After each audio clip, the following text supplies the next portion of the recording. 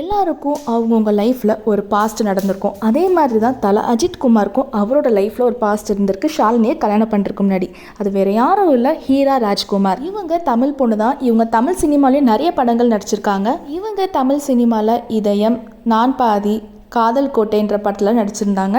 காதல் கோட்டையில் அஜித்குமார் கூட நடிச்சிருந்தனால அந்த டைம் தான் அவங்க 2 பேருக்குள்ள லவ் ஏற்பட்டிருக்கு. யார் கண்ணுப்பட்டுச்சோ தெரியல, இவங்க 2 பேரும் பிரேக்கப் பண்ணிட்டாங்க. அதுக்கப்புறமா அஜித்குமாரை ஒரு இன்டர்வியூவில் எடுக்கும் போது ஏன் பிரேக்கப் பண்ணீங்கன்னு கேட்டதுக்கு ஹீரா ராஜ்குமார் ஒரு ட்ரக் அடிக்ட், அதனால தான் அப்படின்னாங்க. அதுக்கப்புறம் அமர்கலம் படத்தில் ஷாலினி கூட நடிச்சு அதுக்கப்புறம் ஷாலினி கூட லவ் வந்து இப்போ ஷாலினியை கல்யாணம் பண்ணியிருக்காங்க. இவ்வளோ பழைய விஷயம் இப்போ எதுக்கு திரும்ப ட்ரெண்டிங் ஆகுது தானே கேட்குறீங்க.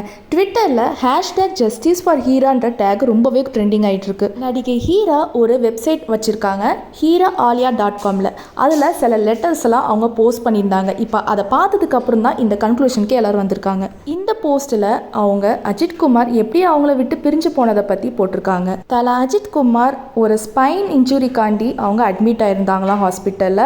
இவங்க ஹீரா தான் ஃபுல்லாக பார்த்துக்கிட்டாங்களாம். அவங்களோட பெட் ஸ்ப்ரெட் கூட மொத்தமாக இவங்க தான் எல்லாமே சேஞ்ச் பண்ணி எல்லா ஹெல்ப்பும் ஹாஸ்பிட்டல் உட்காந்து பண்ணியிருக்காங்க. இவங்க ஒரு ட்ரக் அடிக்ட்னு அஜித்குமார் தான் பொய்யான விஷயத்த சொன்னதா சொல்கிறாங்க. ஹீரா அஜித் கிட்ட என்னை ஏன் கல்யாணம் பண்ணலன்னு கேட்டதுக்கு அஜித்குமார் ஒரு விளக்கத்தை சொல்லியிருக்காங்களாம். தன்னோட வருங்கால மனைவி பார்க்க வேலைக்காரி மாதிரி இருக்கணுமா, அப்பதான் யாருமே தன்னோட மனைவியை பார்க்க மாட்டாங்களாம். அதே போல் தானும் யார் கூடனாலும் என்னனாலும் பண்ணிக்கிருக்க முடியுமா. இப்போ இந்த விஷயங்கள் எல்லாம் அவங்களோட heeraaliya.comன்ற வெப்சைட்டில் போட்டிருந்தாங்க. இப்போ இந்த இன்ஃபர்மேஷன் அங்கே கிடையாதுங்க, எல்லாத்தையும் எடுத்துட்டாங்க. இன்னைக்கு தல அஜித்குமார் பத்மபூஷன்ற அவார்டை வாங்க போகிற இந்த சமயத்தில் சில பேர் யாரோ இந்த மாதிரி தேவையில்லாத விஷயங்கள்லாம் ஸ்ப்ரெட் பண்ணுறதா தலையோட ஃபேன்ஸை சொல்லிட்டு இருக்காங்க. இந்த விஷயம் ரொம்ப வைரல் ஆகி நியூஸ் பேப்பர் முதற்கொண்டு வர ஆரம்பிச்சிருச்சுங்க. எது உண்மை எது பொய்ன்னு அவங்கவுங்க மனசாட்சிக்கு தான் தெரியும்.